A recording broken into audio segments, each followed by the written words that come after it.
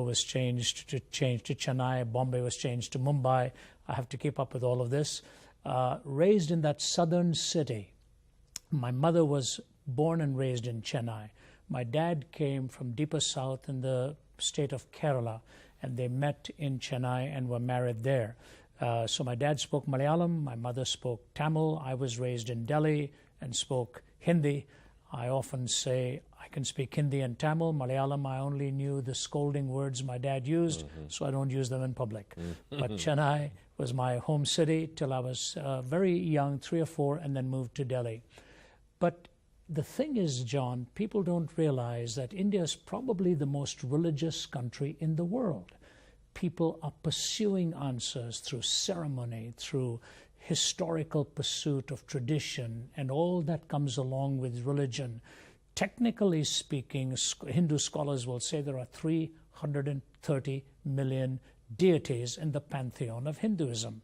Now, only a handful of them are really followed very diligently by people in India. But in that culture, having had the privilege of an ancestry that went back to the highest caste of the Hindu priesthood, which was the Nambudris. My dad was from Kerala, my mom from Chennai, as I said.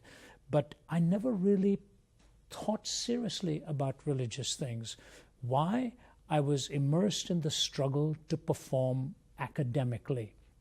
India is a very competitive culture in academics. If you don't make it in your studies, you're going to go nowhere. So the pressure is on you from every side. Big time, the pressure is on students there. Yeah, and not just enough to pass.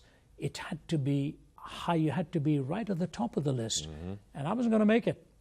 Cricket was in my blood. I played cricket and tennis. I loved the sports field, hated the academic side of it, and ultimately it got me into serious trouble with my father. I wasn't going to make it, and that confusion of pursuit and the need for acceptance. Another thing about India is it's a shame-oriented culture. If you don't do that well, then you're shamed into trying to be successful. The highest rate of suicides in India is immediately after the examination results are posted in the newspapers. All over the country, kids are jumping off buildings, pouring kerosene on themselves and burning themselves. My closest friend did this to himself. So that was really the culture within which I was born and raised and struggled. My brothers and sisters were all doing well. I wasn't.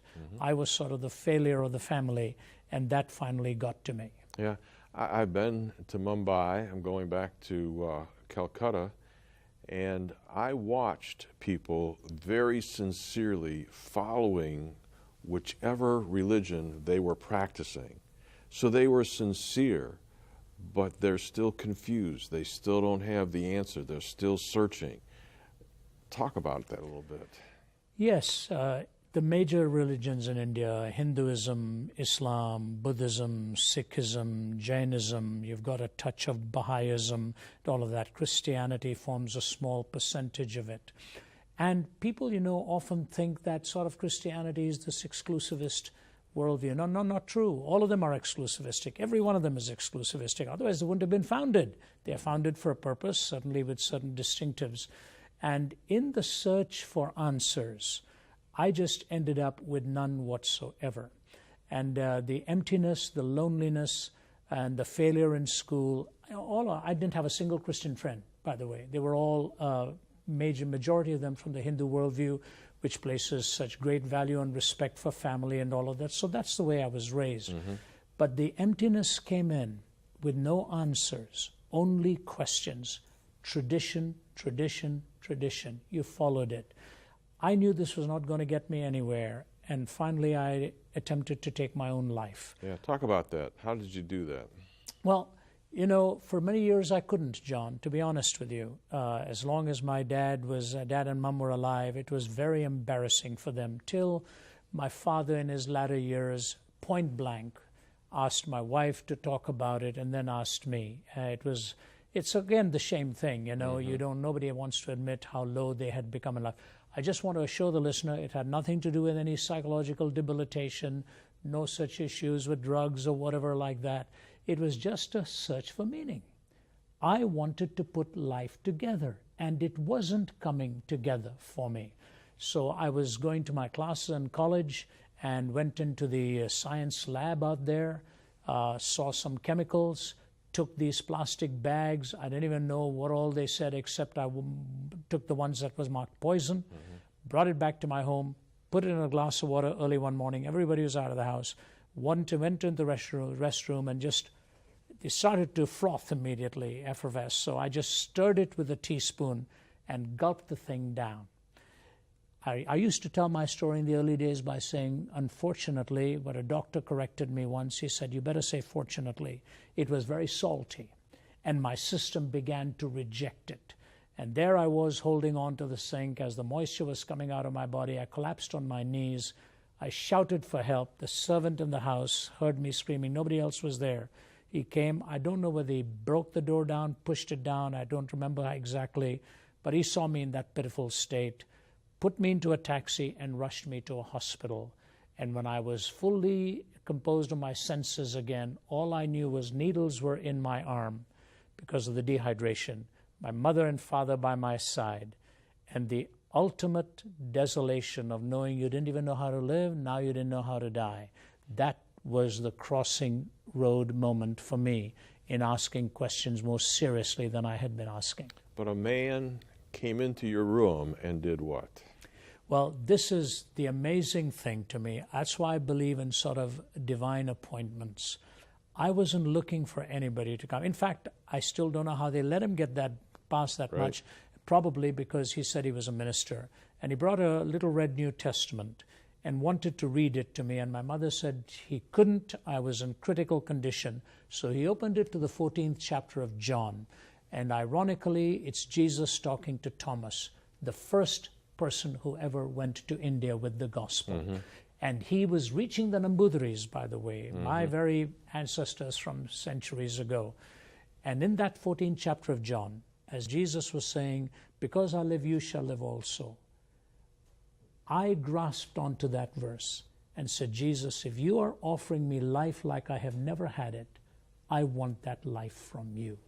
That was the turning point for me. I never really prayed any meaningful prayer. And I invited Jesus Christ, the author of life, to give me the life that he alone could give. Aged 17. And the Bible handed over to my mother. I couldn't hold it because, as I said, the dehydration had set in. So my mother, in her heavy accent, reading this to me, I prayed the prayer. And that was the beginning of a journey that has now continued with utter delight and perpetual novelty. Yes, twists and turns and ups and downs, but when you have the map of God in your own heart, you walk with him hand in hand. My guest is Ravi Zacharias, a brilliant Christian apologist that has spoken on probably more university campuses around the world than anybody I know. And you were asked to come to Harvard and present lectures on a very tough question. Can man live without God? And out of those lectures, a book came. But take me back and answer the question, can man live without God? Yes, it was a very memorable time for me, John, early 90s, when the first Veritas Forum was held. Now they're held all over the country in various universities. And the subject was given to me, can man live without God? From the quotation by Will Durant, he said, the greatest question of our time is not going to be North versus South, East versus West, communism versus capitalism, but the greatest question of our time is going to be, can man live without God? So that, the last phrase is what I took and put into the title of my lectures. I gave 2 lectures there, sponsored by various groups, philosophical societies, the Christian groups, and so on. And the venue was the Harvard Law School. And I do remember 2 things about it distinctly, that it was held on the weekend of the Harvard-Yale football game. So they were nervous at what kind of a turnout we were going to draw. And number 2, it was the first time I was on my feet in about 2 weeks. I had been in Scotland doing some research on David Livingstone, injured my back, herniated my disc. My body was really off kilter. I'd been laid up in bed in Glasgow for 5 days. Came back, one of my teammates flew in to bring me back, and I lay in bed all that time till the day I had to fly out to Boston and do this. Those 2 memories are so vivid. I didn't know how it was going to go. But that was the question and is the question. There are two ways to answer it. Theoretically, yes, people can live as if God doesn't exist. Atheists, agnostics, anti-theists, at least for the most part, do. Logically, it is impossible, especially if you want to make a moral pronouncement on any issue. This was the struggle Jean-Paul Sartre had. This was ultimately the struggle Anthony Flew had, as you well know. This incoherence of trying to build a worldview on the fundamental questions of life.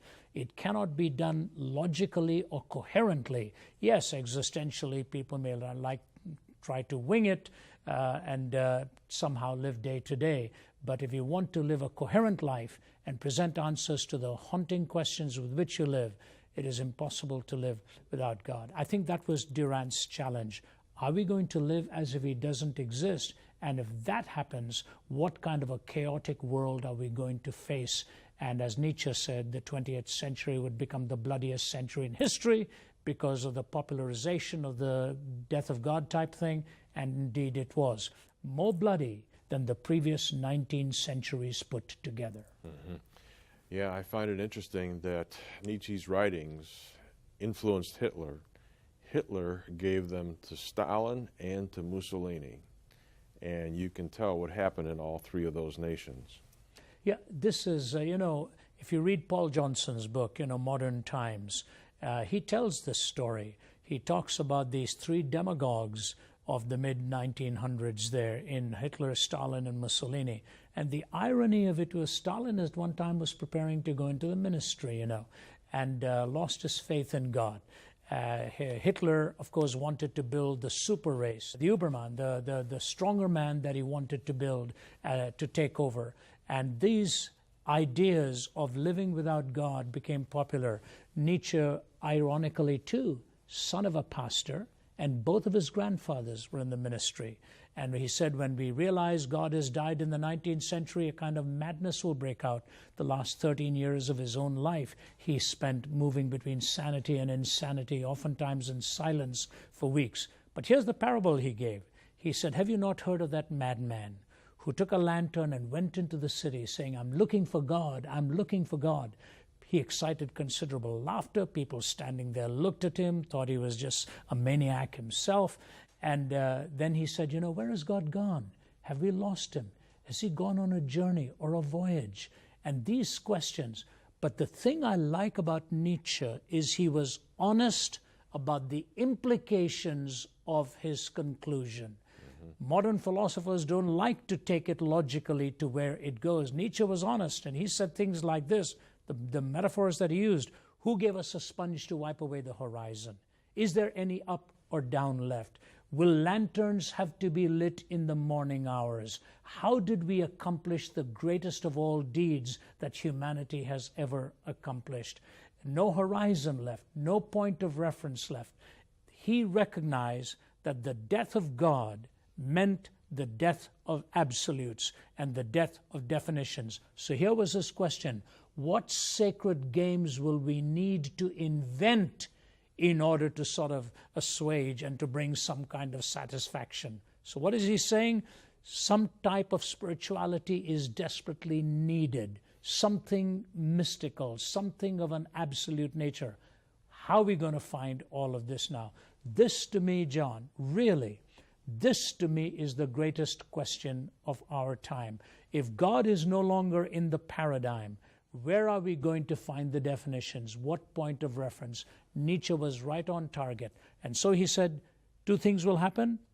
The 20th century will become the bloodiest century in history because the 19th century killed God, philosophically he meant, and a universal madness will break out. Need we even probe beyond even the surface to see the data on where we are today in our world? When you look at what happened in the 20th century, Auschwitz, and all of that, people don't like to hear these things. They say, you're pulling at extremes. No. G.K. Chesterton put it this way. The tragedy of disbelieving in God is not that a person ends up believing in nothing. Alas, it is much worse. A person may end up believing in anything. Yeah, and you said there's 4 struggles. If we eliminate the presence of God from a culture's life or from an individual's life. And the first one that you said, and you've never had anybody that has argued logically to give you a better answer to these questions, these struggles. The first one, if God does not exist, there is no objective point of reference for any moral framework. Explain that. Well, you know, I'm an Easterner by birth and a Westerner now where I live. I've brought these two cultures into and I see the strengths and weaknesses of both. In the Western world, we wonder if there is a God. In the Eastern world, which God to believe in. You know, these tensions are there. But the reality is, ultimately, we need a moral framework by which to build our lives. In America, we talk about the roots of law. All right, we have the roots of law. We have the trunk of politics. We have the branches of culture, and it spreads out. What's going to hold the roots together? It's a moral soil that has to hold the roots together. That's how America, for example, was framed, with order and so on. So where do we turn for a moral point of reference? Even the best-known atheists have admitted that. It's only the popularizers who like to come up with all kinds of solutions, the Sam Harrises and all, who think we can find moral reasoning apart from God, and they just warm up old washed-up theories that don't really make sense. Mackey, the Australian, said, you know, it's difficult to talk about these things of good and bad unless there is some kind of a theistic framework. He granted that. Kai Nielsen, the Canadian atheist, said, rationally you cannot come to moral decision-making no matter how many facts you bring together. And then he said this fact alone troubles me. Bertrand Russell said that he chose between good and evil the same way he does between yellow and green. He said that to Copleston, and Copleston said, yes, you choose between yellow and green by seeing, don't you? He said, yeah, but how do you choose between good and evil? He said, well, on the basis of feeling. You know, I've often said to my audiences, in some cultures they love their neighbors, in other cultures they eat them. Did Bertrand Russell have a preference? By the way, Nietzsche himself said that words have no meanings ultimately. They're in a hall of mirrors reflecting on each other. He said, but I am also too pious to bend my knee at the altar which is called truth. What was he talking about? The moral implications of what is true. And to me, John, and I know in your life too, I'm raising a family. I'm a father. I'm a husband. I'm a grandfather now. And I look at where the academy is taking our young. Relativism, the absolutization of relativistic way of thinking. It's like having our feet firmly planted in midair. The search for moral absolutes without a transcendent point of reference is an impossibility to have it logically done. Yeah, we're going to come back to this more next week because these are such important points. But in the 2 minutes that we've got left, let's hook this up to what you were saying happened in your own life. People are searching for meaning. They're searching for answers. And you didn't find it in the world. You didn't find it in just religions. You found it in a person. Talk about that and how this person, Jesus Christ, answers these four struggles that we have that we're going to talk about a little more. You know, when I spoke at the UN, I was asked to speak on the search for absolutes. And I talked about four searches here. We have the search for evil, how to define it, the search for justice, how to define love, and when can we legitimately forgive. Evil, justice, love, and forgiveness. And they were listening intently. I said, now I want to ask you this question. Where in history did these four converge at any one given moment? They converged on a hill called Calvary, in the person of Jesus Christ, in whom perfect righteousness was revealed, in whom the love of God was shown, and who brought justice into focus in the penalty for sin and offered me forgiveness. Nowhere else will you see the convergence of these four realities and the offer of forgiveness and grace. I found it in Jesus Christ. And to my listening audience, I say the same thing. If you look to him, speak to him, pray to him, he offers you his love and forgiveness and his redemption. Yeah. Folks, this is great stuff. And if you are thinking about these things, would like to have more information, you can go to our website where there's a place for you to think about praying to Jesus Christ, a prayer something like Ravi prayed way back when. But there's maybe more ground that needs to be covered before you do that. So I just hope that you'll stick with us right now And in these weeks to come, we're going to talk about man's search for God and the answers that are there, but some people don't seem to be able to find them. We're going to ask Ravi to guide us through this confusion, the whirlwind that is out there, and to give you specific examples next week on can man live without God. So I hope that you'll join us then. Stay tuned for scenes from next week's program. If you would like to have all of the information in our new series, Ravi Zacharias Answers Skeptics, it's available on DVD for a gift of $49. In this series, Ravi describes how he grew up in India, where his ancestors belonged to the highest caste of Hindu priests. In a land of 330 million deities, he often pondered life's meaning, but finally lost hope and attempted to take his own life. While in the hospital, a man gave him a Bible, and he read Jesus' words, "Because I live, you shall also live." He then gave his life to Jesus Christ and went on to become one of the most brilliant Christian apologists in the world. In this series, he also answers the question, can man live without God? And summarizes a lecture series he was asked to give at Harvard University. And then third, he answers the most asked questions he receives from students in the Far East. The 3 programs in this important series are available on DVD for a gift of $49 US. Then, our second series is called Ravi Zacharias Answers Questions from Europe, the Middle East, and America. Aren't all religions basically the same? Isn't Jesus just one of many prophets? Isn't it unfair to claim that all the people who lived before Christianity are damned to hell? Is the Christian doctrine of the Trinity, that God is both one and three, a violation of the law of non-contradiction? If God is all-powerful and all-loving, why would he choose to create a world he knew would fall apart and bring so much evil and suffering? The 3 programs in this series are also available for a gift of $49. Then third, we have written 2 new study guides with extensive notes that parallel our 2 television series. Each study guide contains 3 sessions for your personal study or Bible study group and is available for a gift of $8 each or for 5 or more copies for $5 each. And finally, if you wish to order all 4 of these items together, that is both television series plus the 2 study guides, they are available together in a special package for only $99 US. Those of you living in America or Canada, you may order this series now by calling us at 1-800-805-3030. That's 1-800-805-3030. And if you live in other countries, you may order these programs now at our website at jashow.org. That's jashow.org. Next week on The John Ankerberg Show, Every decision you make ultimately is based upon that commitment